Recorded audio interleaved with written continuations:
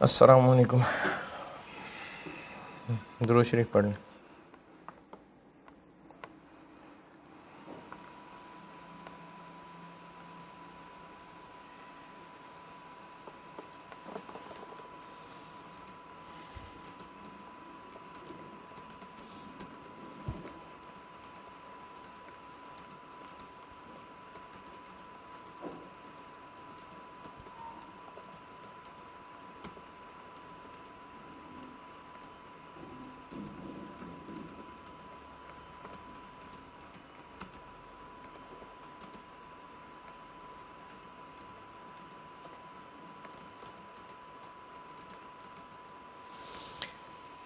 मैंने कराए थे डिस्मेंटलिंग के सवाल और वो काफ़ी हैं सवाल, बाकी प्रैक्टिस में आएंगे और मज़ीद, क्योंकि इफ्रिक 1 कराना है मैंने, वो डिस्मेंटलिंग के ऊपर ही है सारा, तो 4-5 सवाल और आ जाएंगे इसके।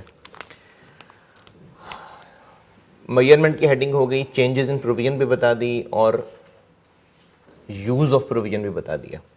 इसी तरह की एक और हेडिंग है और मैं अभी प्रोविजन में ही हूँ, रीइंबर्समेंट। रीइंबर्समेंट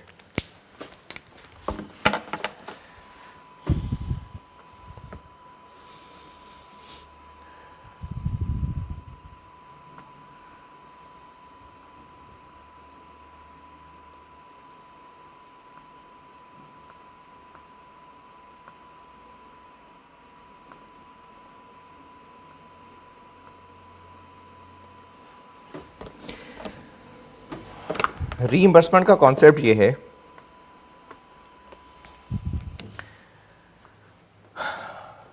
कि पहले होगा खर्चा, फिर वो कहीं से वापस मिल जाएगा, ये रीइंबर्समेंट है। मिसाल कोई वैसी मिसाल, प्रोविजन के कॉन्टेक्स्ट में नहीं, वैसी मिसाल रीइंबर्समेंट की।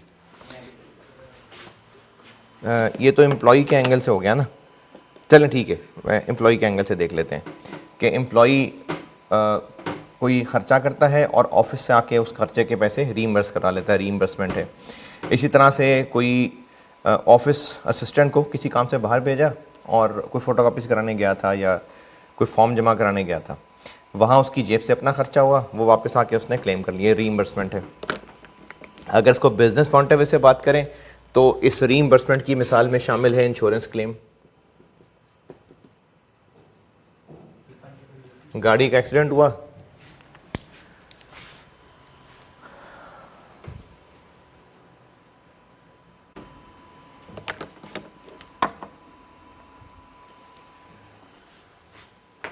कंपनी के एसेट्स इंश्योर्ड थे, गाड़ी इंश्योर्ड थी, गाड़ी का हो गया एक्सीडेंट और अब वो गाड़ी रिपेयर करानी है, तो वर्कशॉप से रिपेयर कराई, जो खर्चा आया उसका बिल इंश्योरेंस कंपनी को दिया, इंश्योरेंस कंपनी से पैसे वापस ले लिए, तो ये रीइंबर्समेंट है।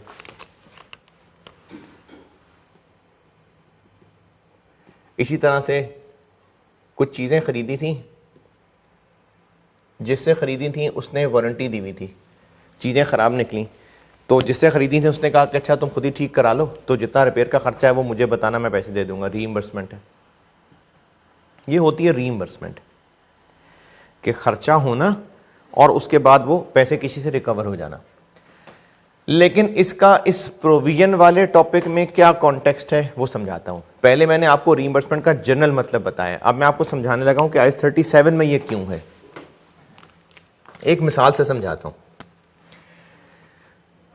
हम हैं एंटिटी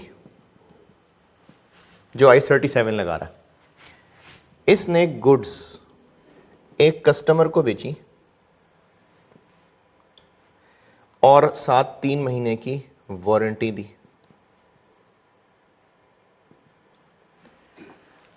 जो गुड्स उसने सेल की हैं उस पे कस्टमर को वारंटी दी है, अगर चीज़ें ख़राब निकली तो कस्टमर ये चीज़ें लेके हमारे पास आएगा और हमें रिपेयर करके देना पड़ेगा।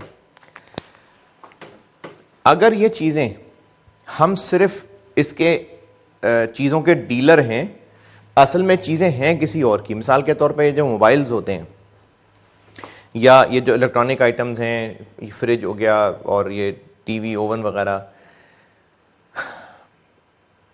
ये किसी कंपनी के ब्रांड के साथ बिकते हैं, तो साथ वारंटी भी होती है। जैसे एसी है तो उस एसी की वारंटी है।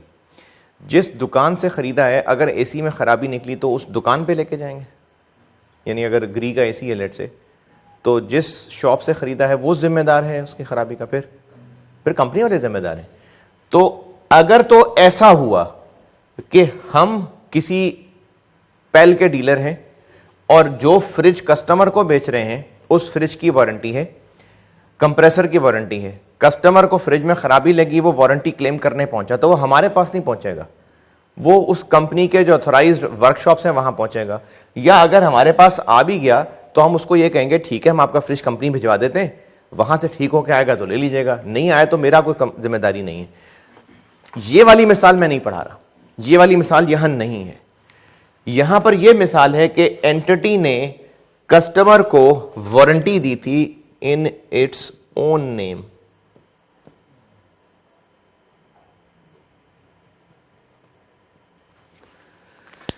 तो कस्टमर अगर चीजें खराब हुई तो किसको पकड़ेगा जाके? हमें। क्यों? क्योंकि हमने अपने नाम से वारंटी दी थी। इससे पहले जो मैं मिसाल दे रहा था कि एसी बेचा है ग्री का या पेल का रेफ्रिजरेटर बेचा है, तो अगर उस रेफ्रिजरेटर में कोई खराबी निकली तो कस्टमर हमसे चीजें रिपेयर नहीं कराएगा, हम जिम्मेदार नहीं हैं। कस्टमर वो चीजें पेल से रिपेयर कराने जाएगा। हम ये जरूर कर सकते हैं कि उसकी सामान भिजवा दें पेल, लेकिन हम जिम्मेदार नहीं हैं क्योंकि वारंटी हमारे नाम में है या पेल के नाम से, पेल के नाम से। तो ये मिसाल मैं यहां नहीं बता रहा, यहां पर मैं वो मिसाल बता रहा हूं जिसमें हमने चीजें सेल की हैं और अपने नाम से वारंटी दी है। अब इस सूरत में क्या होगा कि हम अपनी बुक्स में रिपेयर एक्सपेंस डेबिट कर लेंगे और प्रोविजन फॉर रिपेयर्स क्रेडिट कर लेंगे। कितने से? जो बेस्ट अंदाजा होगा, लेट से बेस्ट अंदाजा है 300। ये मैंने ऐसी मिसाल लिखी। तो चीजें बेची, ईयर एंड आ गया, अभी तक इसका वारंटी पीरियड वैलिड है, तो हम ये एंट्री कर लेंगे। अगर ऐसा होता कि ये चीजें हमने बेशक बेची अपने नाम की वारंटी के साथ हैं, लेकिन किसी से खरीदी तो होंगी, जिससे खरीदी थी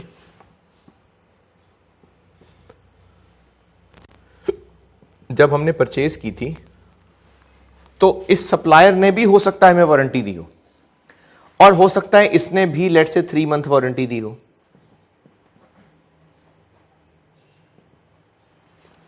ये बड़ी एग्जामिनेबल मिसाल है जो बता रहा हूं, इन एग्जाम में मल्टीपल टाइम टेस्ट हुई हुई ये बात। सप्लायर ने हमें वारंटी दी थी, हमने आगे कस्टमर को वारंटी दी। क्या ये वो पहल वाली मिसाल है? क्यों नहीं है? क्योंकि हम कस्टमर को अपने नाम में वारंटी दे रहे हैं। अगर ये चीजें खराब निकली तो कस्टमर चीजें हमारे पास लाएगा। क्या हम कस्टमर को कह सकते हैं कि हम उस सप्लायर को भेजेंगे, अगर उसने ठीक कर दिया तो ठीक है, वरना हम जिम्मेदार नहीं है? क्यों नहीं कह सकते? क्योंकि हमने अपने नाम में वारंटी दी हुई है। और अगर सप्लायर ने भी हमें वारंटी दी हुई है तो हाँ, ये हक हम जरूर रखते हैं कि अगर चीजें खराब निकली तो हम सप्लायर से जाके क्लेम करेंगे, ये हक जरूर है हमारा। तो चूंकि हम जितना खर्चा इस कस्टमर की चीजों पे रिपेयर पे करेंगे वो हमें हो सकता है पड़े ही कुछ ना, हो सकता है सारा का सारा खर्चा सप्लायर ही हमें दे, हो सकता है ये रिपेयर ही सप्लायर करके दे। तो चूंकि हमें अल्टीमेटली खर्चा ही नहीं पड़ना, तो अब प्रोविजन बनाए या ना बनाए?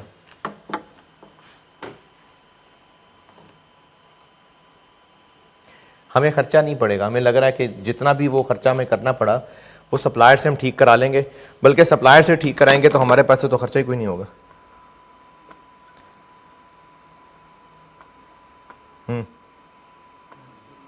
बनानी चाहिए। क्यों?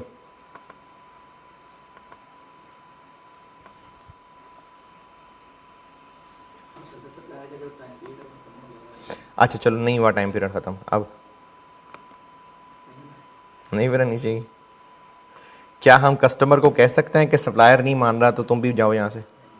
फिर हमारी जिम्मेदारी है ना, या हम सप्लायर पर डाल के अपनी जिम्मेदारी से आज़ाद हो सकते हैं? नहीं हो सकते। तो चूंकि हमारी जिम्मेदारी मौजूद है तो हमारी प्रेजेंट ऑब्लिगेशन है, इसलिए हम प्रोविजन तो बनाएंगे ही बनाएंगे। लेकिन जब हमें पता है कि यह सारा का सारा खर्चा हमें सप्लायर से रिकवर हो ही जाना है, तो फिर प्रोविजन तो चलो ठीक है, जब हमें खर्चा पड़ना ही नहीं है तो फिर एक्सपेंस बनाना मुनासिब नहीं है। हम ये जो एक्सपेंस बना रहे हैं ना, ये हमारा बेस्ट अंदाजा है। क्या ये खर्चा हो चुका है? रीइंबर्समेंट का IAS 37 से पहले मैंने जो जनरल कॉन्सेप्ट बताया था वो था कि खर्चा हो गया और अब वापसी है, लेकिन IAS 37 के कॉन्टेक्स्ट में रीइंबर्समेंट का जो कॉन्सेप्ट है वो खर्चा भी नहीं हुआ, वो प्रोविजन से रिलेटेड है। अभी खर्चा नहीं हुआ तभी तो प्रोविजन बना रहे हैं। तो हम प्रोविजन तो बनाएंगे क्योंकि हमारी जिम्मेदारी है, लेकिन चूंकि हमें वो खर्चा पड़ेगा ही नहीं, हमने सप्लायर से रिकवर कर लेना है, तो साथ ही हम एक रिकवरेबल भी बना लेंगे, यानी एक एसेट भी बना लेंगे।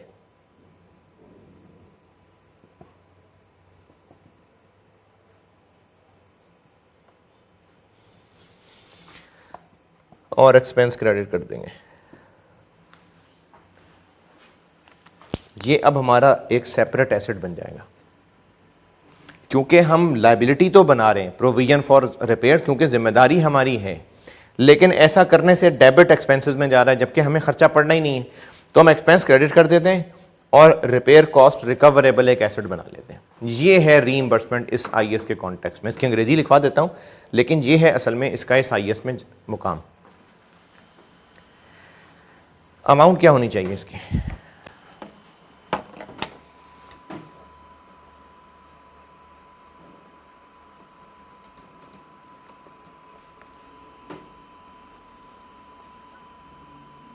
हाँ जी,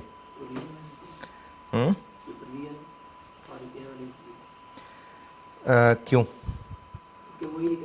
ठीक है, शाबाश। अच्छा, अगर हमें अपने सप्लायर पे इतना भरोसा है कि वो बेवकूफ़ है, हम उसको जो कहेंगे वो हमें पैसे दे देगा, और हमें उम्मीद है कि ये खर्चा हमारा अगर 300 भी हुआ, सप्लायर को हम 500 बताएंगे और 500 भी दे देगा। ऐसे बच्चे नहीं वालिदैन से पैसे ज़्यादा ले लेते फीसें बता के।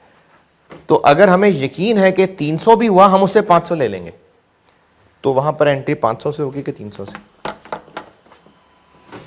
500 से क्यों नहीं? हमें यकीन है, क्योंकि जब होगा तब देखा जाएगा। अभी अगर मैंने 500 से एंट्री कर ली तो अभी कुछ हुआ ही नहीं है और 200 की इनकम आ जाएगी। जब वाकई 500 निकलवा लेंगे ना, 500 क्या 5 लाख निकलवा लें, तो तब बना लेंगे इनकम।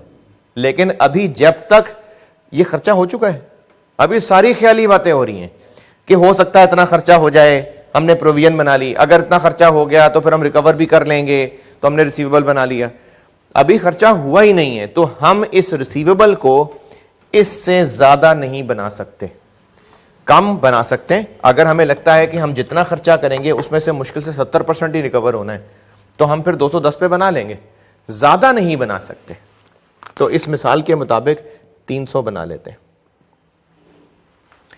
अब इस सारी कहानी की ना अंग्रेजी लिख लें, ये नोट करनी है, मिसाल तो कर लें, पहले चलें मिसाल ही नोट कर लें, उसके बाद अंग्रेजी लिखवाता हूं इसकी।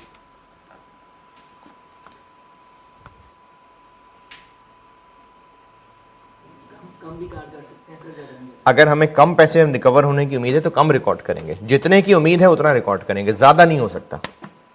जब कल मिल गया तब देखा जाएगा। चले, प्रूडेंस कॉन्सेप्ट वैसे हर IAS उसको लिफ्ट नहीं कराता, लेकिन ठीक है, प्रूडेंस कॉन्सेप्ट कह लें।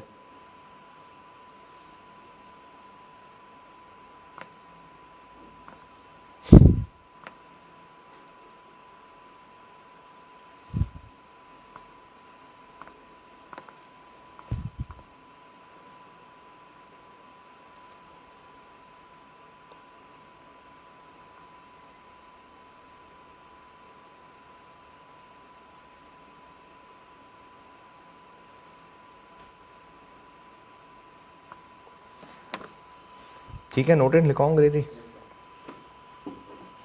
चले अंग्रेजी लिखें। When some or all of the expenditure, when some or all of the expenditure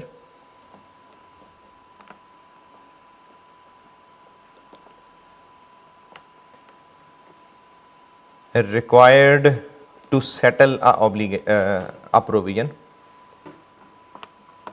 when some or all of the expenditure required to settle a provision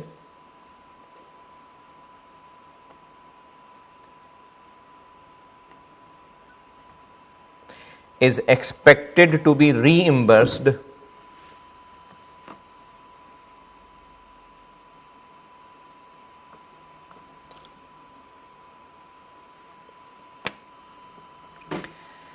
by another party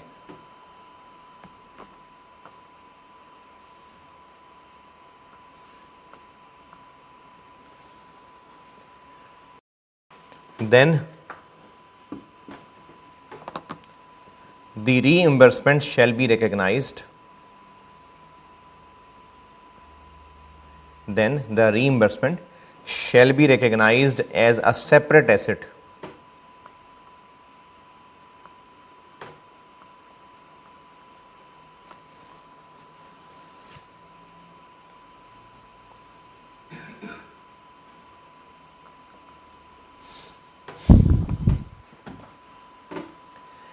only if, इसी में चल रहा है, only if considered as separate asset only if it is virtually certain, तकरीबन confirm, virtually certain का मतलब तकरीबन confirm,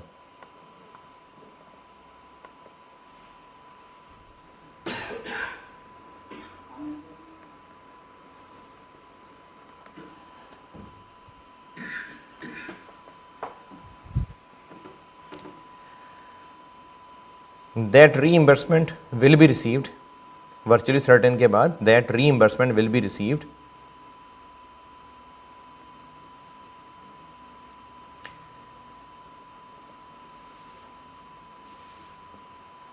if the entity settles the obligation.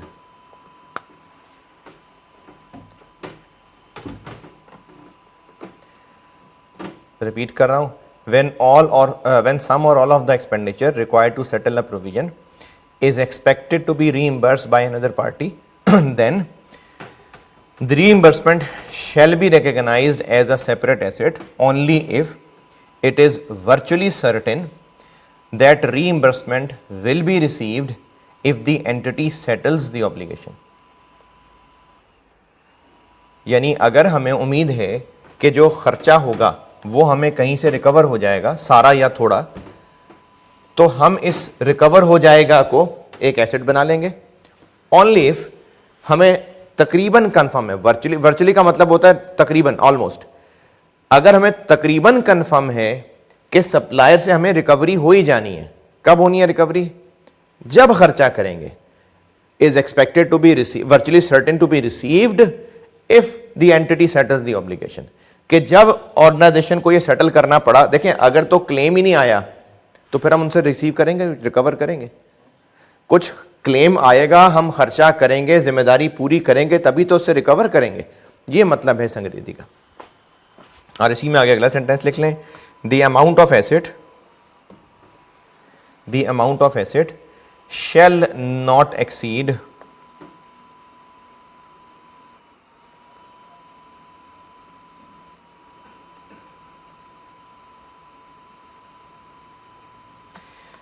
the amount of asset shall not exceed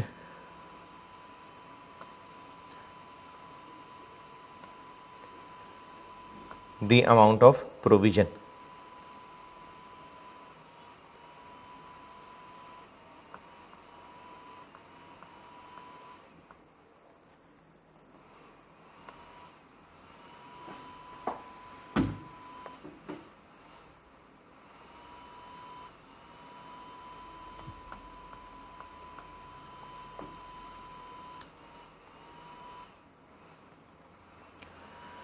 चले, ये हो गई रीइंबर्समेंट। रीइंबर्समेंट यही है। प्रोविजन की हमने रिकग्निशन पढ़ ली, रिकग्निशन के बाद उसकी डिटेल कंडीशंस की पढ़ ली, फिर मेजरमेंट पे आया, हमने मेजरमेंट के सिनेरियोज पढ़े, मेजरमेंट की प्रैक्टिस भी कर ली, फिर उसमें changes in provision, use of provision, reimbursement, ये मेन चीज़ें प्रोविजन की ख़त्म। अब प्रोविजन के ना 3 स्पेशल सिनेरियोज हैं। स्पेशल सिनेरियोज इसलिए कह रहा हूँ क्योंकि ये IAS ने इनका नाम लेके कहा हुआ है कि ये एप्लीकेशन है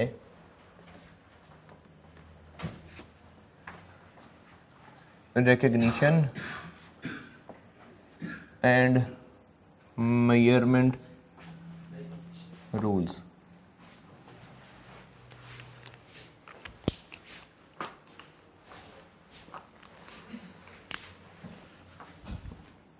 अच्छा है ये प्रोविजन ही, लेकिन कुछ 3 सिनेरियोस हैं स्पेशल जिनका आईएएस में स्पेशली जिक्र है।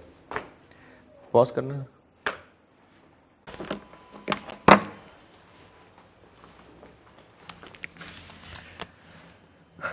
ये ना 3 सिनेरियोज हैं। इन 3 सिनेरियोज को अलग से डिस्कस इसलिए किया गया है क्योंकि इनमें कुछ बात मजीद वाज़े करने की ज़रूरत लगी। एक है future operating losses. Future operating losses,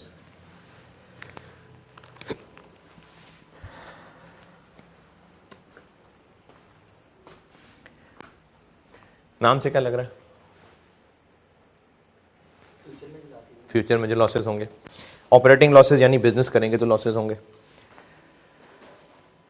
मिसाल, अगर हमने कुछ 2-4 कस्टमर्स के साथ ठीक ठाक हाथ किया, पैसे बनाए, पकड़े गए, कोर्ट में केस हो गया, बदनामी हो गई, मार्केट में नाम गंदा हो गया, अब हमारा नाम इतना डाउन हो चुका है कि लोग हमसे बिजनेस करने को तैयार नहीं है। अब हमने माफ़ी भी मांग दी सबसे और आइंदा इरादा कर लिया कि ईमानदारी से काम करेंगे, लेकिन इस बदनामी को दूर करने में को 3-4 साल लग जाएंगे, नाम वापस बहाल करने में बड़ा टाइम लग जाएगा। इन 3-4 साल में लॉसेस होंगे। अब हमने जो पुट्ठी हरकतें कर ली थी उसकी वजह से हमें अगले 3 साल खुमियाजा भुगतना पड़ेगा और लॉसेस होंगे। तो उन लॉसेस की अभी से प्रोविजन बना लें। क्यों?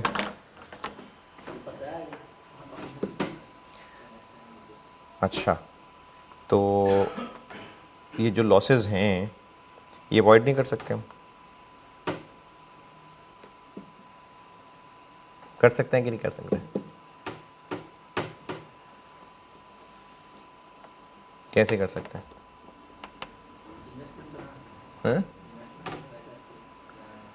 इन्वेस्ट, अपने पैसे और लगा लें, लेकिन अपने पास से पैसे और लगाना तो कैपिटल है ना। लॉस तो इनकम्स और एक्सपेंसेस का डिफरेंस होता है।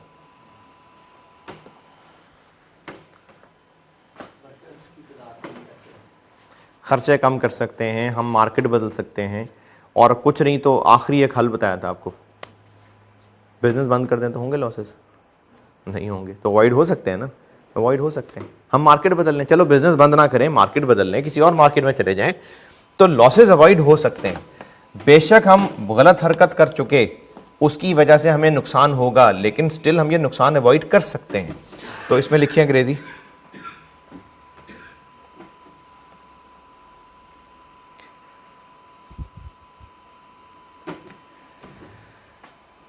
no provision shall be recognized, no provision shall be recognized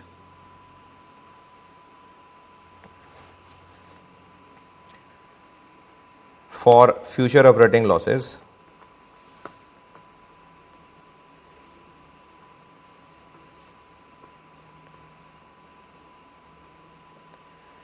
because there is no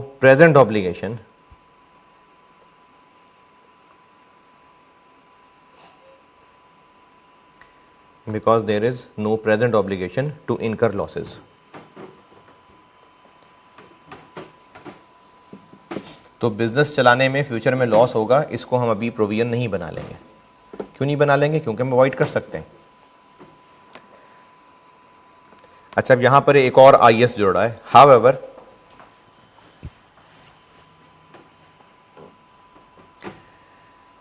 expectation of future operating losses,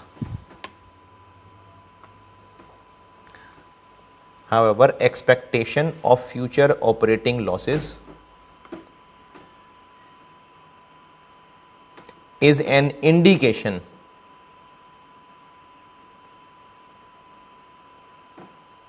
of impairment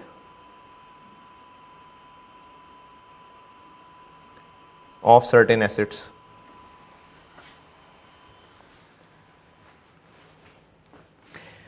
बेशक इसके लिए प्रोविजन नहीं बनेगी, लेकिन इतना तो नजर आ रहा है ना कि अब हमारा बिजनेस उतना अच्छा नहीं चलेगा, तो फिर हमारी प्लांट मशीनरी वगैरह हो सकता है उतनी वैल्यू इन यूज उतनी ना हो सके, क्योंकि वैल्यू इन यूज यही तो है कि फ्यूचर का कैश फ्लो क्या आएगा वो अब कम होगा। तो बेशक हम इसकी प्रोविजन नहीं बनाने लगे, लेकिन ये एक इंडिकेशन है कि शायद हमें एसेट्स की इंपेयरमेंट टेस्टिंग कर लेनी चाहिए। तो ये जरूर हो सकता है। फ्यूचर ऑपरेटिंग लॉसेस की बात यही है बस। दूसरी चीज है इसमें, ये भी अच्छी एग्जामिनेबल चीज है, ऑनरस कॉन्ट्रैक्ट।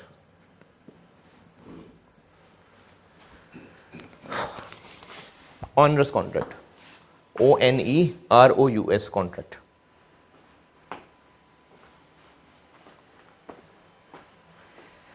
ये होता है मनहूस contract.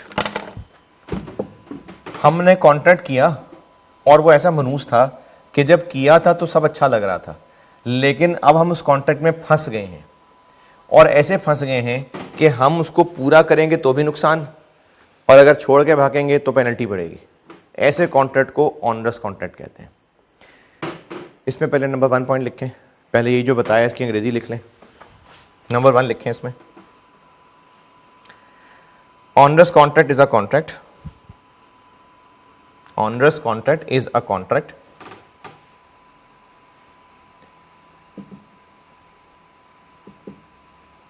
in which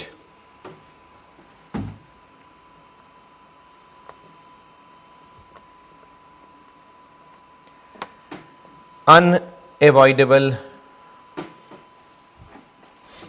onerous contract is a contract in which unavoidable costs of meeting the obligation, unavoidable costs of meeting the obligation under the contract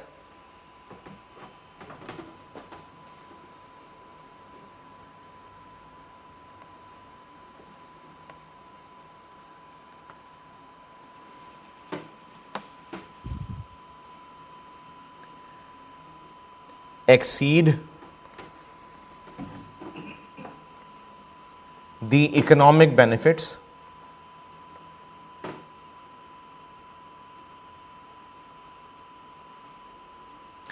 expected to be received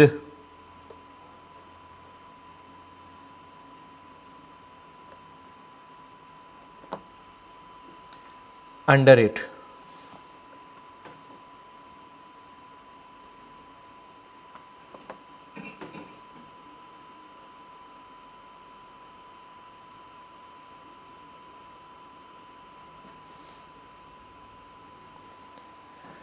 अंग्रेजी दोबारा सुन लें। Onerous contract is a contract in which the unavoidable costs of meeting the obligation under the contract exceed the economic benefits expected to be received under it. यानी हम एक contract में फंस चुके हैं जिससे हम निकल नहीं सक रहे, उसको पूरा करने में हमें खर्चा ज़्यादा करना पड़ेगा, फ़ायदा कम होगा, तो इसको ऑनरस कॉन्ट्रैक्ट कहते हैं। अच्छा, फ्यूचर ऑपरेटिंग लॉसेस में क्या था कि फ्यूचर में हम काम आगे करेंगे तो लॉस होगा, तो उसकी प्रोविजन बना रहे थे? नहीं। क्यों नहीं बना रहे थे? क्योंकि हम उस काम से जान छुड़ा सकते हैं, वो लॉस से जान छुड़ा सकते हैं, काम बंद कर सकते हैं। ऑनरस कॉन्ट्रैक्ट में भी हम पूरा करेंगे तो नुकसान होगा, तो अब इसकी प्रोविजन बनाएं या रहने दें? अभी भी रहने दें, क्या अवॉइड कर सकते हैं? हाँ, तो खर्चा हम लॉस अवॉइड कर सकते हैं, अवॉइड कर सकते हैं, यानी कोई भी नुकसान ना हो, इससे अवॉइड हो सकता है, बिल्कुल भी नुकसान ना हो, क्योंकि ऑनरस कॉन्ट्रैक्ट ही यही है कि हम इसको अवॉइड ही नहीं कर सकते। तो अब जब हम फंस चुके हुए हैं तो अब प्रोविजन बननी चाहिए, या अब भी नहीं? अब बनेगी। तो फ्यूचर ऑपरेटिंग लॉसेस में और ऑनरस कॉन्ट्रैक्ट में फर्क यह है कि फ्यूचर ऑपरेटिंग लॉसेस ये हैं कि हम बिजनेस चला रहे हैं, हो गए कुछ गलतियां, अब हमें फ्यूचर ऑपरेटिंग लॉसेस होंगे, तो बंद कर दें बिजनेस, तो नहीं होंगे।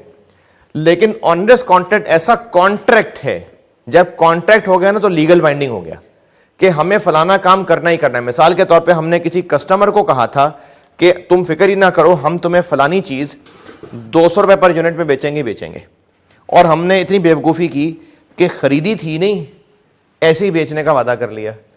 जब बेचने का वक्त आया तो हम मार्केट में जब खरीदने गए तो वो चीज़ 300 की है। अब हम 300 की खरीदेंगे और 200 की बेचेंगे तो नुकसान हो जाएगा। और कस्टमर ने कहा था कि मुकरना नहीं, बाद में अगर मुकरे तो मुझे 10 लाख पेनल्टी दोगे। हमने कहा ठीक है। तो अब अगर हम काम पूरा करते हैं तो नुकसान, और अगर काम छोड़ते हैं तो पेनल्टी, यानी हर तरह से हमें नुकसान ही होने जा रहा है। इसको कहते हैं ऑनरस कॉन्ट्रैक्ट। और इसमें अब हम चूंकि नहीं जान छुड़ा सकते, इसलिए अब बनेगी प्रोविजन। कितनी अमाउंट से बना लें? इसमें आईएएस का ऑब्जेक्टिव यह है कि बस प्रोविजन बना लें। समझो आपको नुकसान हो ही गया है, अब इसको आईएएस अकल पे छोड़ता है, और वो अकलमंदी ये है कि हम कौन सा रास्ता लेंगे, काम पूरा करके नुकसान बर्दाश्त करेंगे या पेनल्टी लेंगे। अकल क्या कहती है? पेनल्टी दे के जान छुड़ाएं या काम पूरा करके जान छुड़ाएं? और अगर उसमें बहुत नुकसान हो तो? नहीं, बिजनेस ही बंद करना, लेकिन वो कॉन्ट्रैक्ट उससे माफी मांग के पीछे हो जाएं या पूरा करें। पूरा करते हैं तो भी नुकसान है, कैंसिल करते हैं तो पेनल्टी पड़ेगी। हाँ, तो फिर कौन से एक्शन लेंगे हम जिसमें खर्चा कम होगा? तो यही सोच के आईएएस कहता है तुम प्रोविजन बनाओ। अच्छा ऐसा करो, कम की बना लो, इन दोनों में से जो कम है उसकी बना ले। लेकिन दूसरा पॉइंट,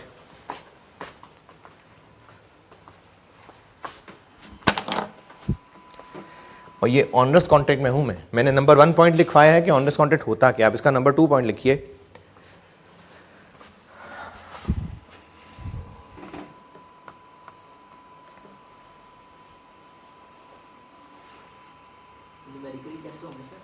जी बिल्कुल, ये ऑनरस कॉन्ट्रैक्ट तो होगा न्यूमेरिकली। बस ये तकरीबन इख्तिताम की तरफ जा रहा है ये आज कोशिश करता हूँ कि ख़त्म हो जाए, तो कल फिर ना इसकी भरपूर प्रैक्टिस कराऊंगा। और वो प्रैक्टिस ऐसी होगी कि वो प्रैक्टिस क्लास वर्क तो होगा, अभी ये आगे होमवर्क चलेगा, क्योंकि ये IAS 38 की तरह ना थ्योरेटिकल है, तो जल्दी जल्दी आप होमवर्क कर लिया करेंगे। तो इसलिए इसका होमवर्क बहुत ज़रूरी है, क्योंकि एग्जाम पॉइंट ऑफ व्यू से ये बहुत इंपॉर्टेंट चैप्टर है।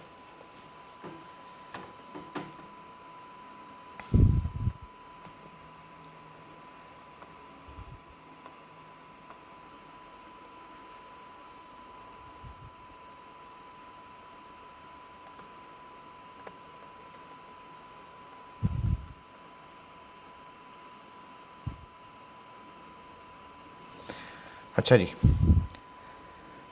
when a contract becomes onerous,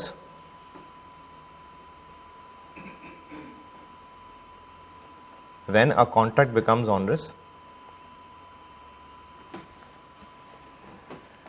a provision shall be recognized, a provision shall be recognized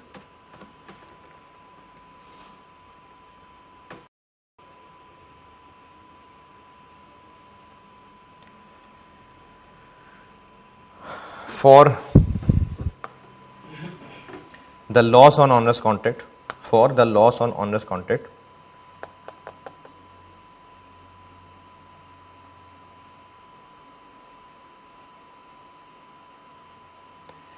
at lower of, यानी ये प्रोविजन बनेगी किस अमाउंट पे? At lower of. अब लोअर ऑफ के बाद दो बातें, लोअर ऑफ। पहली बात, net cost of fulfilling the contract. Net से मुराद यह है कि जो खर्चा होगा और जो रेवेन्यू आएगा उनका net. Net cost of fulfilling the contract,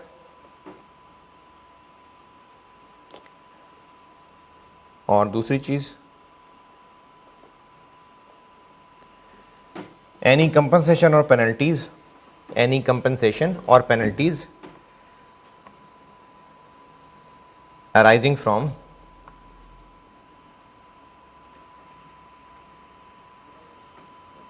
failure, arising from failure to fulfill it, failure to fulfill it।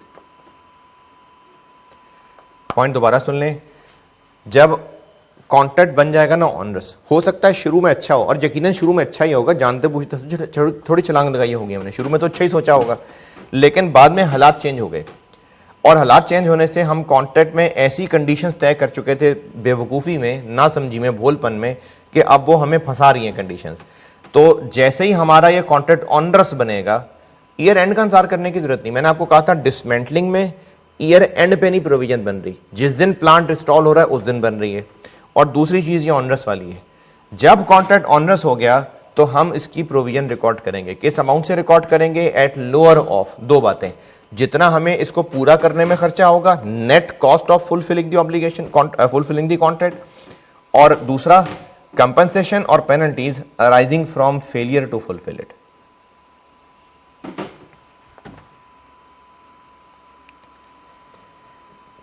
इसकी प्रैक्टिस करते हैं। लिखें सवाल।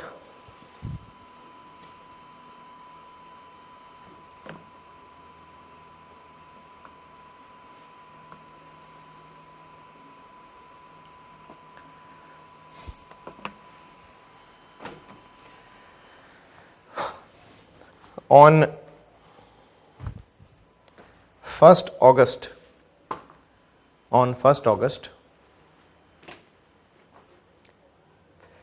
entity entered into a contract with a customer.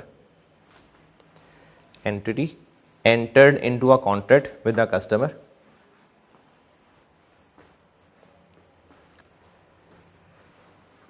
to supply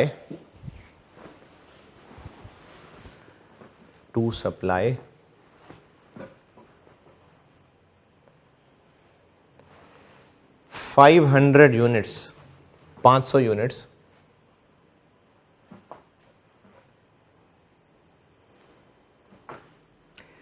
of product A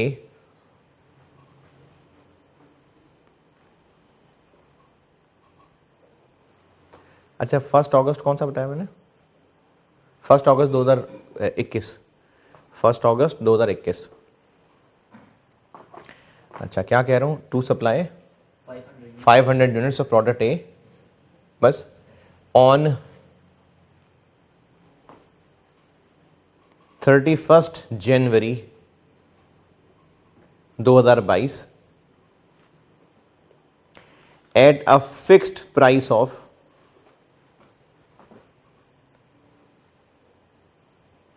₹200 per unit।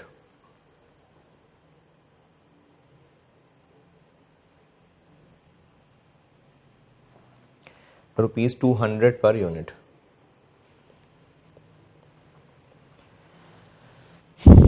Accounting year जनवरी से दिसंबर है।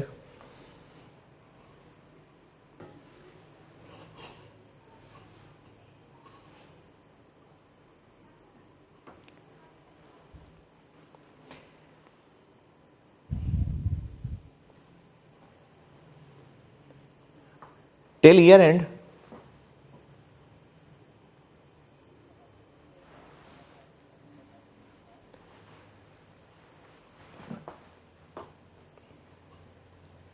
no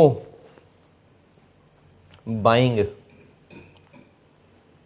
of product A was made।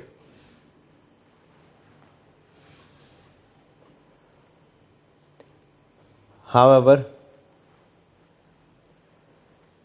due to recent hike in market,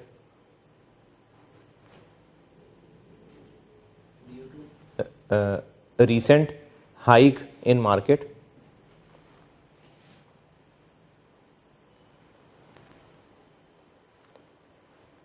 supplier is charging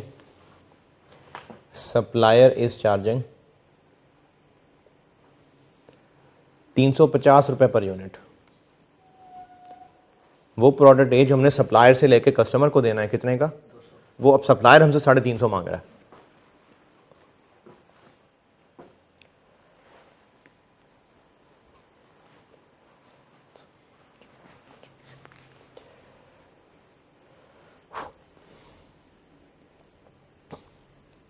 As per contract with customer,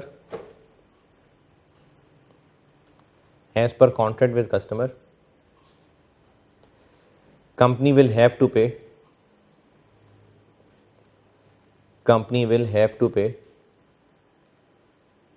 penalty of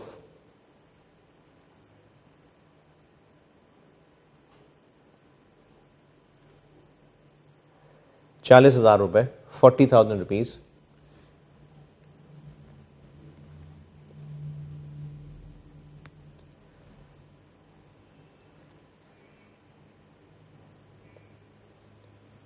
in case of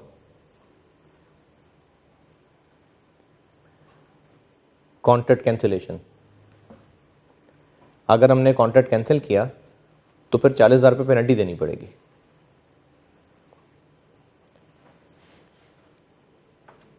on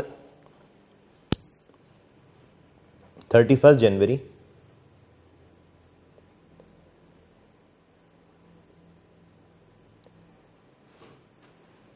$500 units were purchased from supplier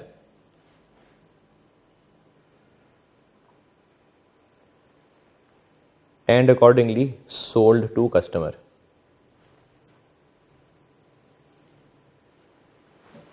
मुझसे required है इस सारे वाक़ये की entries. Accounting कर बता दिया ना मैंने।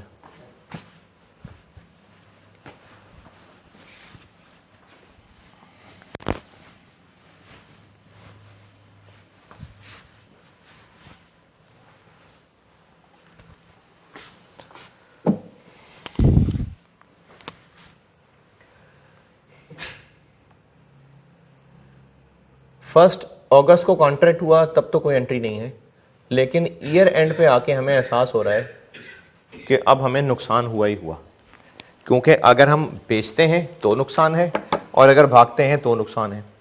बेचते हैं तो कितना नुकसान होगा?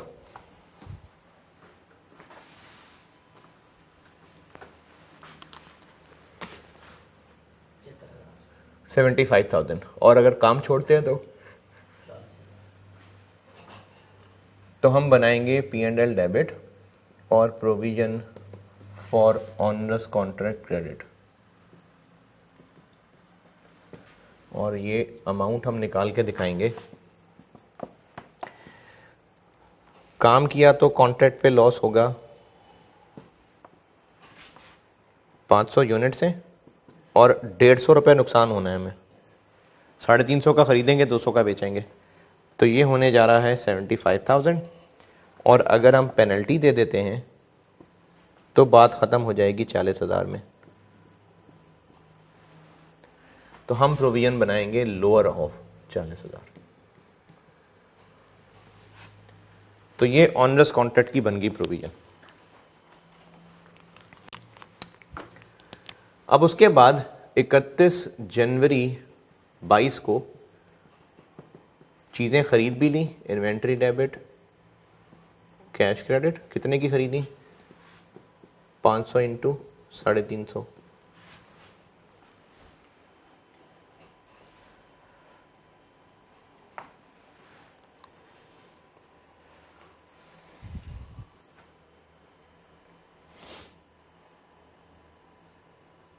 कितनी?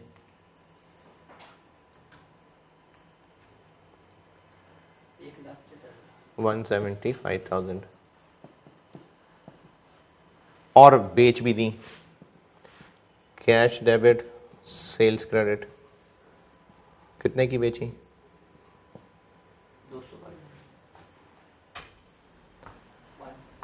1,00,000। और जब सेल की एंट्री होती है तो कॉस्ट ऑफ सेल की भी होती है। कॉस्ट ऑफ सेल्स डेबिट, एक लाइन छोड़ी है मैंने, इन्वेंट्री क्रेडिट। इन्वेंट्री कितने से क्रेडिट?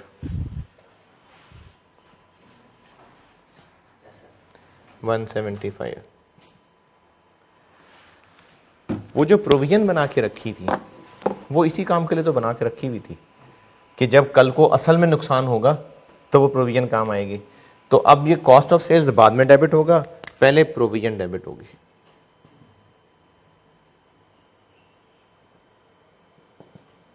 कितनी बना के रखी थी? 40। अब बाकी कितना? 135। ये कॉस्ट ऑफ सेल में जाएगा।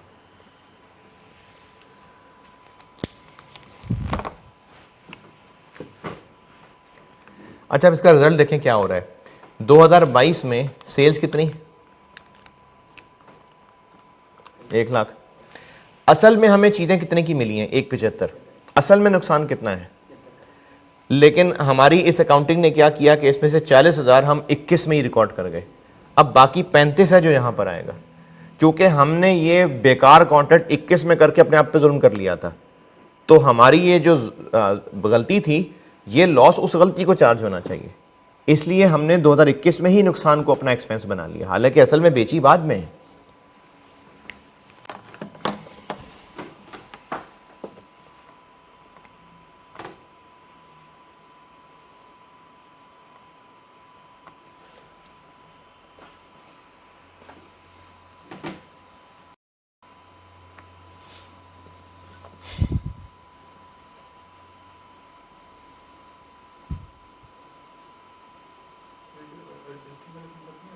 क्या जी? क्या एडजस्टिंग? कैसे?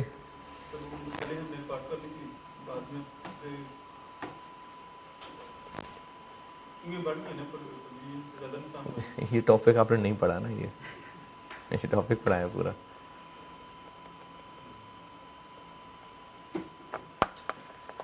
नोटेड। चलें और सवाल लिखें।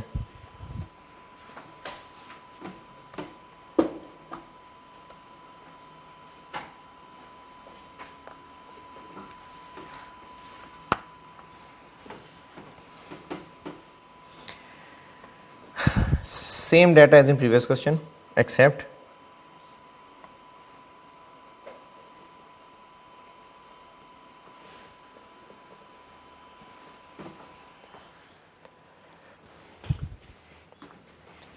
कितने यूनिट्स बेच रहे हैं कस्टमर को? 500। तो same data as in previous question except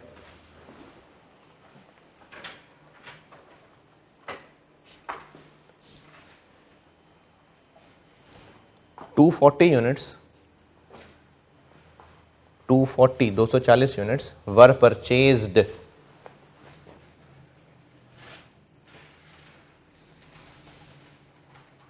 on 15 December 2021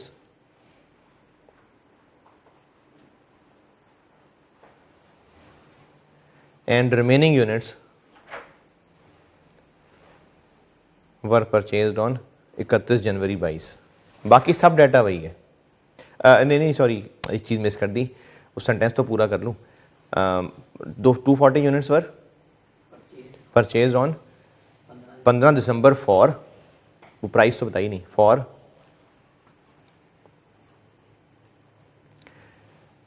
₹280, 280 रुपये का हमने ख़रीदा, और बाकी फिर हमने 31 जनवरी को ख़रीदे।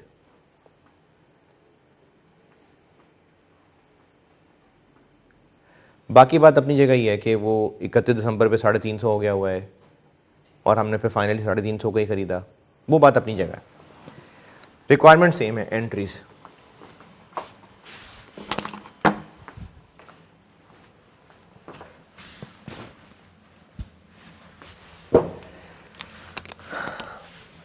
अब क्या एंट्री कब होगी? अब एंट्री कब होगी? 15 दिसंबर। 15 दिसंबर पे हम खरीद रहे हैं 240 यूनिट्स, तो खरीदेंगे तो फिर एंट्री होगी, इन्वेंट्री डेबिट कैश क्रेडिट। कितने यूनिट्स खरीद रहे हैं? कितने का? एक 280 का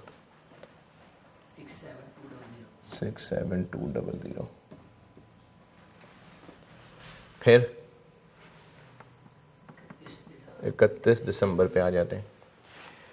31 दिसंबर पे अब हमने वो प्रोविजन तो करनी है रिकॉर्ड, P&L डेबिट और provision for onerous contract credit.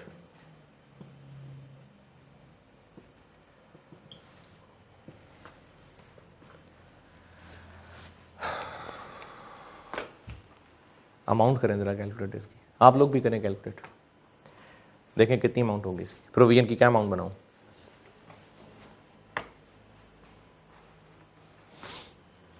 क्या अब भी यही 40 ही होगी या डिफरेंट होगी?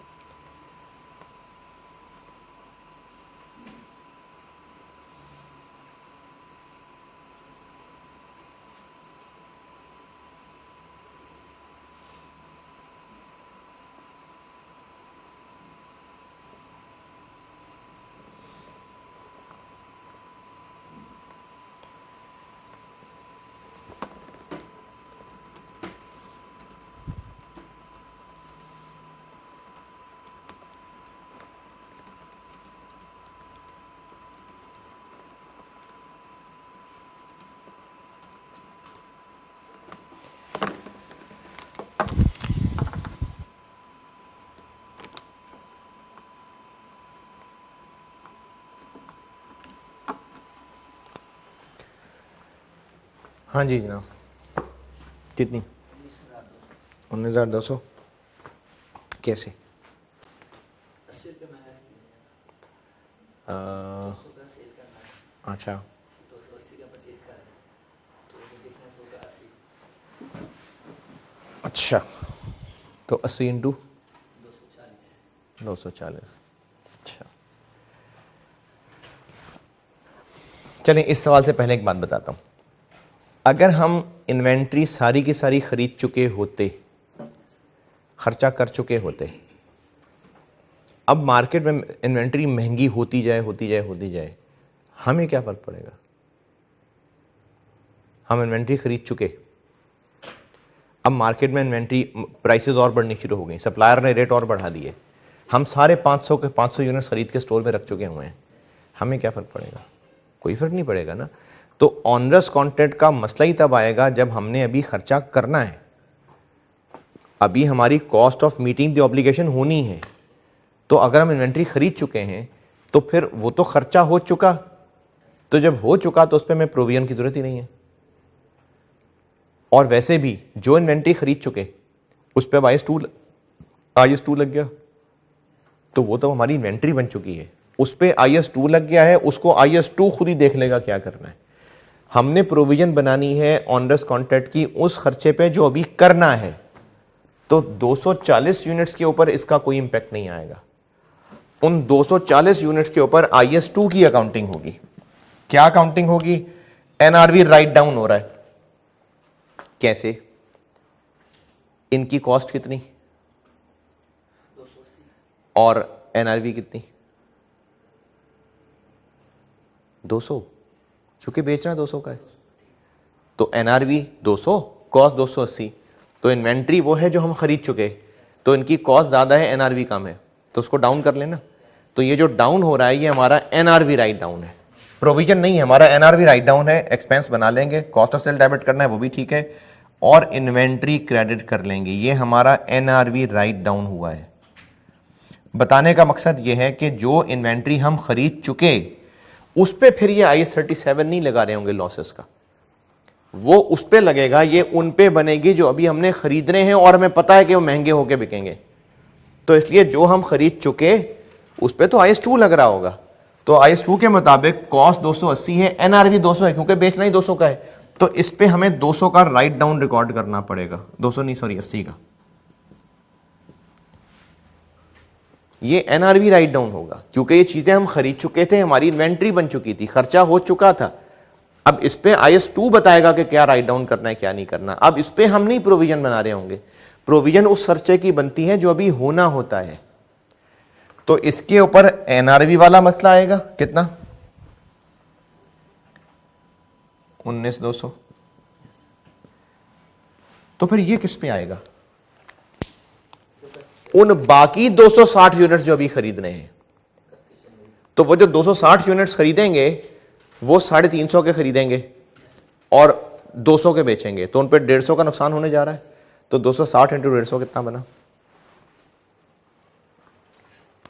39,000। तो अब ये लोअर है कि 40,000 लोअर है? ये लोअर है, तो हम इस पे बनाएंगे।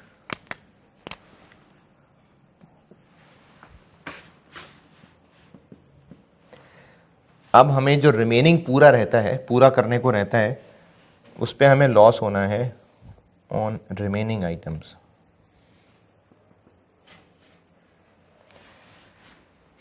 देखें ये तो हम इन्वेंट्री खरीद चुके ना, तो इस पे तो अब मसला ही खत्म हो गया, इस पे तो अब मजीद खर्चा नहीं करना, ये तो बस जितने की खरीदनी नहीं खरीद ली है, हमारी इन्वेंट्री बन चुकी है। अब रह गई बात उन 260 की जो हम खरीदेंगे और महंगी खरीदेंगे, तो उन रिमेनिंग आइटम्स के ऊपर लॉस होगा 150 का। 260 इंटू 150 कितना? 30, और पेनल्टी पड़ेगी। देखें अब हमने इनकार उनको उन बाकी 260 पे ही करना था ना, अगर करना था तो 240 तो खरीद चुके, वो तो हम उठा के दे देंगे उसको, वो तो हम खरीद ही चुके हैं। इनकार होना भी था तो इन बाकियों का होना था, तो बाकियों के हवाले से लॉस होना था 39, पेनल्टी पड़नी है 40, तो इसमें से लोअर हम 39 के ऊपर प्रोविजन बनाएंगे। पहले क्वेश्चन में चूंकि खरीदा नहीं था तो पूरे 500 ही फ्यूचर में खरीदने थे, और cost of meeting the obligation अभी होनी थी। अब क्या है, इतनी तो हो ही चुकी है, अब मजीद जो होनी है वो तो 260 ही है जो होनी है, तो 39,000।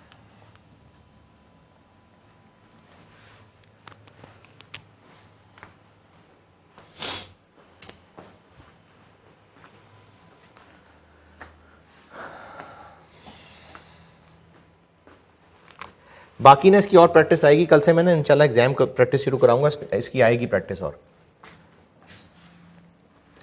और फाइनली हम 31 जनवरी को जाके ये बाकी के 260 खरीद लेंगे। कितने के खरीदेंगे? 350 के, 91,000।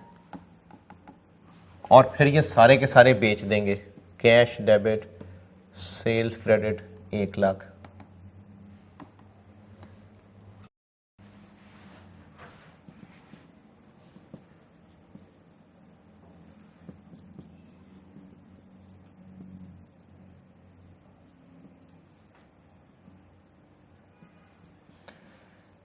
इस एंट्री की अमाउंट बनाएं जरा, इस एंट्री की अमाउंट देखें क्या बनेगी, तीनों आइटम्स देखें क्या क्या बनेंगी। प्रोविजन की तो वही आ जाएगी जो बनाई थी 39। चल बाकी दोनों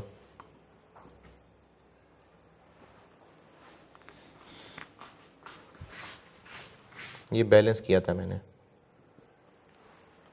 चलो यहाँ भी बैलेंस ही कर दूंगा।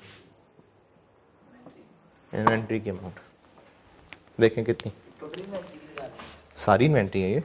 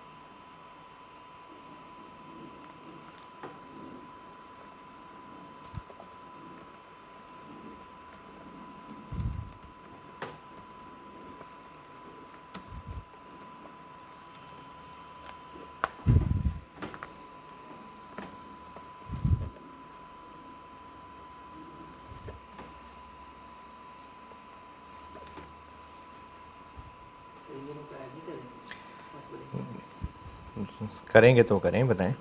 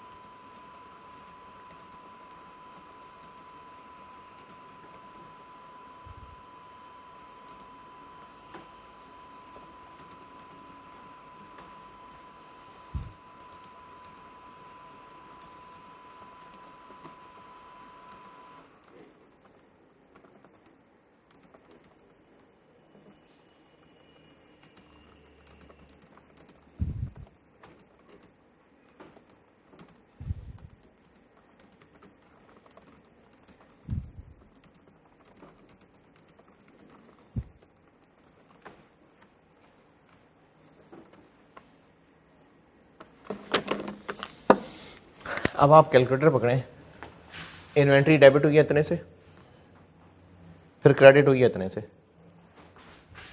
फिर डेबिट हुई है इतने से, 139 तो बस ये बैलेंस आ रहा है इन्वेंट्री में। तो 1 लाख रुपए कॉस्ट ऑफ सेल में चला जाएगा। इन्वेंट्री का अकाउंट देख लेना, ये डेबिट हो रहा है, ये क्रेडिट हो रहा है माइनस, ये फिर डेबिट हो रहा है प्लस, तो वो 139 बनता है। तो 139 क्रेडिट और बैलेंस करेंगे तो कॉस्ट ऑफ सेल में 1 लाख चला गया। ये होता है जी ऑनरेस कॉन्ट्रैक्ट, और कल इसकी इंशाल्लाह और प्रैक्टिस आएगी।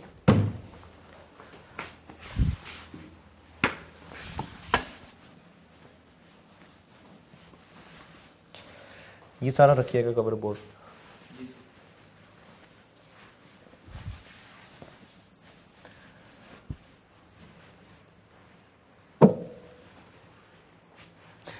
अभी वो जो मैं 3 स्पेशल आइटम्स बता रहा था, उनमें तीसरी रीस्ट्रक्चरिंग,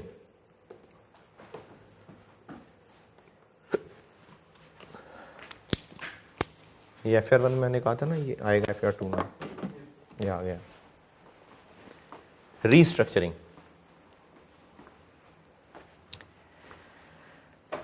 रीस्ट्रक्चरिंग से क्या मुराद है? रीस्ट्रक्चरिंग का मतलब होता है कि बिजनेस में आ रही हैं चेंजेस। अब बिजनेस में चेंजेस क्यों आ रही हैं? हो सकता है कि गवर्नमेंट ने कहा हो कि फलाने वाली टाइप ऑफ बिजनेस बंद कर दो, तो फिर चेंज आ जाएगा। हो सकता है मैनेजमेंट खुद फैसला करे कि अब जैसे कोरोना था तो बहुत सारे बिजनेसेस में चेंजेस आई होंगी। कई रेस्टोरेंट्स हैं जिन्होंने रेस्टोरेंट डाइन इन बंद करके होम डिलीवरी शुरू कर दी होगी। कई स्कूल कॉलेजेस हैं जिन्होंने अपने स्कूल्स अकेडमीज बंद करके ऑनलाइन कोचिंग शुरू कर दी होगी। तो अब बिजनेस ने चेंज कर लिया अपना स्टाइल। हो सकता है वो जो पहले करते थे वो काम ही छोड़ के कुछ और कर लें, हो सकता है जैसे करते थे उसका तरीका बदल लें। जैसे मैंने कहा डाइन इन बंद कर दें, होम डिलीवरी शुरू कर दें। बेचते पहले भी बर्गर थे, अब भी बर्गर है, लेकिन उसका तरीका बदल गया। पहले बिठा के खिलाते थे, अब घर पहुंचाते हैं। अकेडमीज, पहले क्लासरूम कोचिंग होती थी, अब ऑनलाइन शुरू हो गई। तो है अब भी कोचिंग, लेकिन स्टाइल बदल गया। इसको रीस्ट्रक्चरिंग कहते हैं।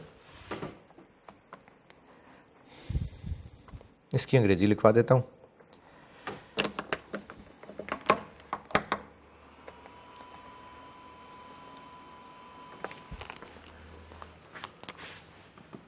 Restructuring is a program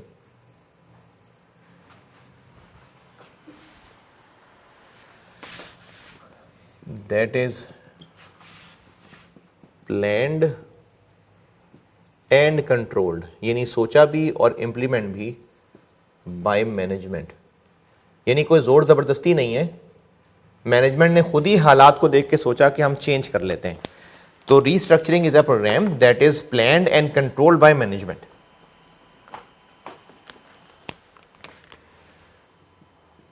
that materially changes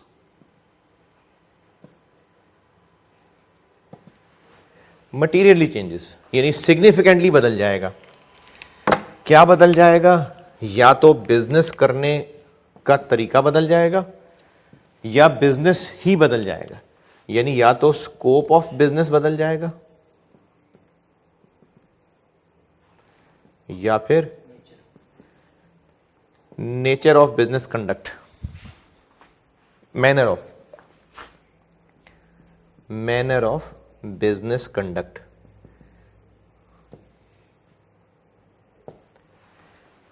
scope, पहले हम लोग फैक्ट्री थी, जूते बना के बेचते थे, कुछ गवर्नमेंट स्पोर्ट्स शूज बना के बेचे थे, कई स्पोर्ट्स इवेंट ही कैंसिल होने लग गए।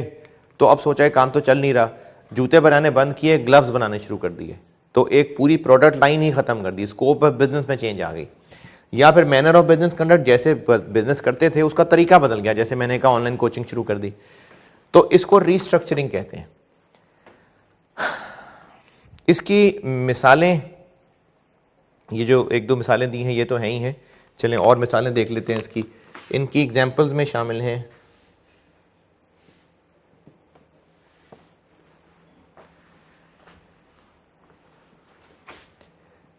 सेल और टर्मिनेशन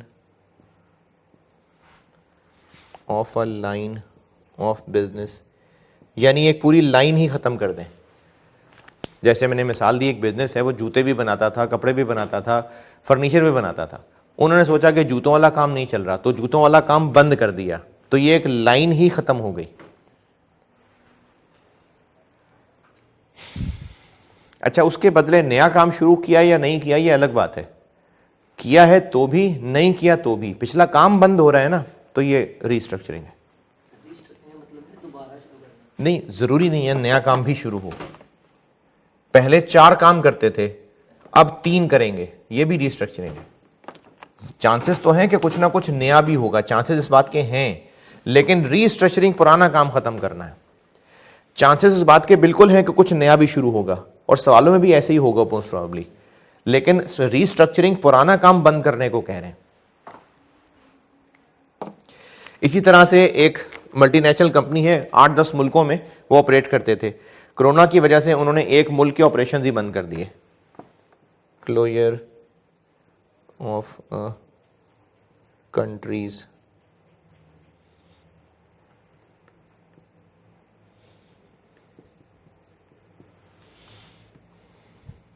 ऑपरेशंस, एक कंट्री के ऑपरेशन ही खत्म कर दिए। उस मुल्क में से अपना सारा बोरिया बिस्तर समेटा और निकल आए। फिर इसी के अलावा मैनेजमेंट भी चेंज हो सकती है, यानी मैनेजमेंट स्ट्रक्चर में चेंज हो सकती हैं। Changes in management structure, changes in management structure, इसका मतलब, इसकी मिसाल ऐसे है कि एक बिजनेस का एक हेड ऑफिस था और वही हेड ऑफिस से ही सारे जगह ऑपरेट करते थे। अब उन्होंने क्या किया कि इससे अच्छी मैनेजमेंट नहीं हो पा रही, तो हेड ऑफिस के लोगों को फारिग किया, ब्रांच लेवल पे हर ब्रांच का मैनेजर बनाना शुरू कर दिया, तो मैनेजमेंट स्ट्रक्चर में चेंज आ गई। एग्जाम के लिए इसमें जो मेन पहचान है ना कुछ बंद हो रहा होगा, कोई फैक्ट्री बंद हो रही होगी, कोई ऑफिस बंद हो रहा होगा, लोग निकाले जा रहे होंगे, ये रीस्ट्रक्चरिंग है। अब जब लोग निकाले जा रहे होंगे, फैक्ट्री बंद की जा रही होगी, तो फिर खर्चे भी आएंगे। अच्छा, जब खर्चे आएंगे तो वो खर्चे, अच्छा फैक्ट्री ना एकदम से बंद नहीं हो जाती, इसमें महीनों लग जाते हैं। तो मसला ये रह जाएगा कि वो जो फैक्ट्री बंद करने के हैं वो किस साल में एक्सपेंस रिकॉर्ड होंगे। अगर महीनों लग गए, 1-2 साल लग गए, तो वो फैक्ट्री बंद करने के खर्चे किस साल में एक्सपेंस रिकॉर्ड होंगे। इसके लिए गाइडेंस ये है कि देखना पड़ेगा कि हमारी फैक्ट्री बंद कर देने की जिम्मेदारी कब बन गई। अच्छा, जिम्मेदारी तो नहीं बनी एक तरह से, लेकिन कंस्ट्रक्टिव बन गई। जब हमने ऐलान कर दिया, जब हमने लोगों को बता दिया कि फैक्ट्री बंद करने लगे, तो समझो हम अब मुकरेंगे नहीं बात से, तो इसको कहते हैं कि रीस्ट्रक्चर करने की कंस्ट्रक्टिव ऑब्लिगेशन बन गई। दूसरा पॉइंट लिखें,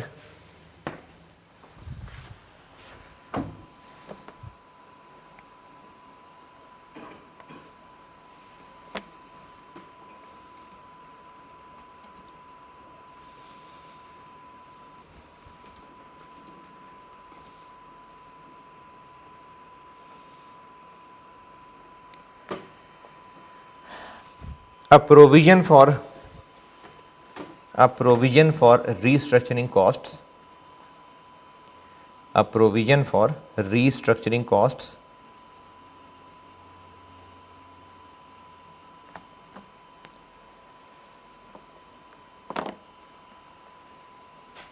shall be recognized, a provision for restructuring costs shall be recognized।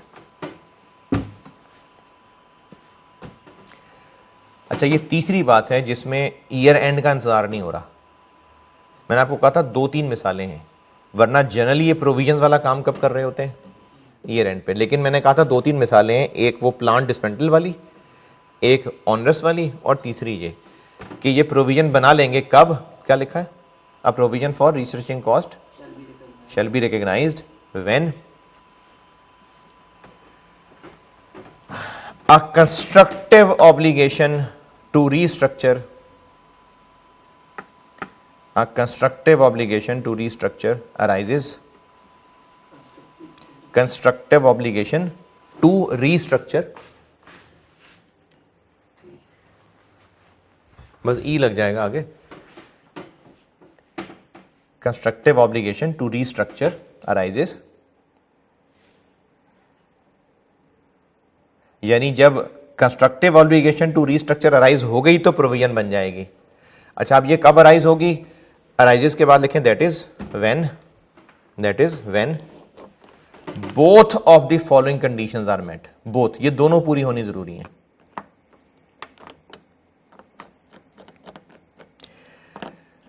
अच्छा, जिन लोगों ने वो ये आवाज वाला लेक्चर सुन रहे होंगे और एथिक्स वाले पे गौर नहीं किया था, मैंने एथिक्स के नाम से भी एक लेक्चर अपलोड किया था, वो भी सुनना है। वो लेक्चर नंबर नहीं लगा हुआ, वो तरतीब से मैंने आउट रखा हुआ है, और अगली क्लास में मैं देखता हूँ उसके एमसीक्यूज भी डिस्कस कर लेता हूँ। अच्छा है, 10-20 हैं, कर लेता हूँ। तो वो मैंने लेक्चर नंबरिंग से परे रखा हुआ है, वो एथिक्स के नाम से हुआ है, वो सुनना है आप लोगों ने, वो सिलेबस का हिस्सा है। क्या लिखा? When both of the following conditions are met. अब ये बोथ कंडीशन लिखवाने लगा हूँ, बस ये बोथ कंडीशन लिख लें, इसके बाद फिर बाकी इंशाल्लाह ये बस एंड पे समेट रहा हूँ इसको, ये कल समेट के कल प्रैक्टिस करते हैं इसकी इंशाल्लाह।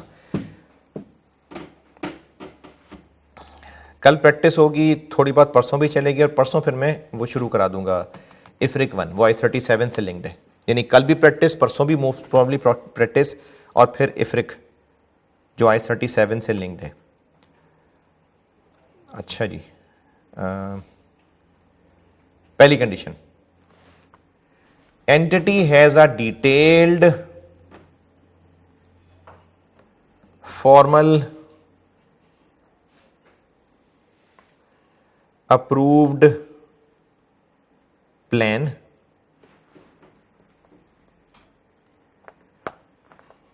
for the restructuring।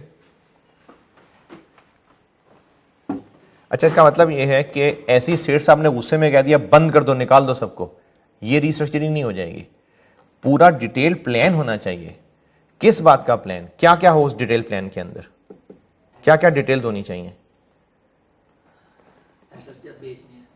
उनकी सारी डिटेल प्लानिंग मौजूद हो कि हमने कब एसेट्स बेचने हैं, कहाँ पर इसके इश्तिहार देने हैं, लोगों को नोटिस कब देने हैं, क्या बात किससे बात करनी है, कितने लोग निकाले जाएंगे, क्या क्या वो काम कर रहे थे जिनको निकाले जाना है, ठिकाने चीज़ों को कैसे लगाना है, पूरी प्लानिंग है ना। जब आप घर शिफ्ट करते हैं, आप में से जो हॉस्टलाइट हैं, जब शिफ्ट करते हैं तो शिफ्ट करने के लिए चलो टूटी फूटी सही, लेकिन प्लानिंग होगी कि किस दिन शिफ्ट करना है और कौन कौन सा सामान किस तरह से पैक करके लेके जाना है, कौन सा यहीं छोड़ना है, कौन सा वहां जाना है, ये सारा सोचना है ना, इसको प्लान कहते हैं।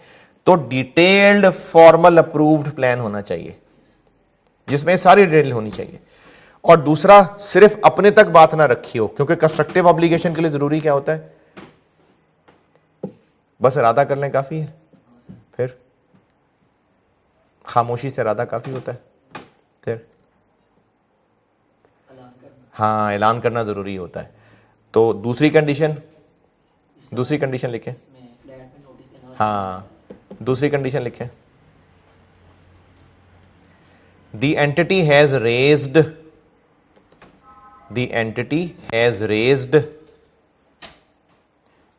अ valid expectation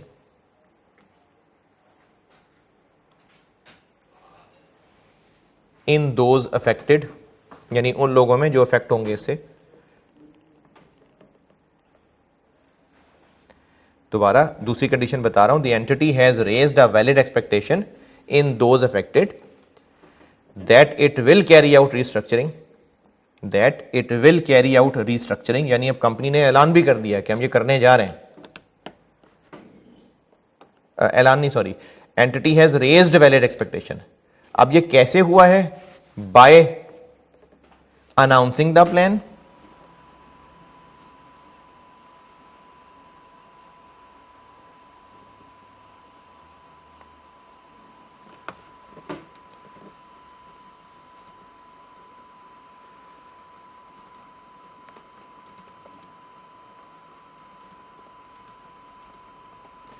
or starting to implement the plan।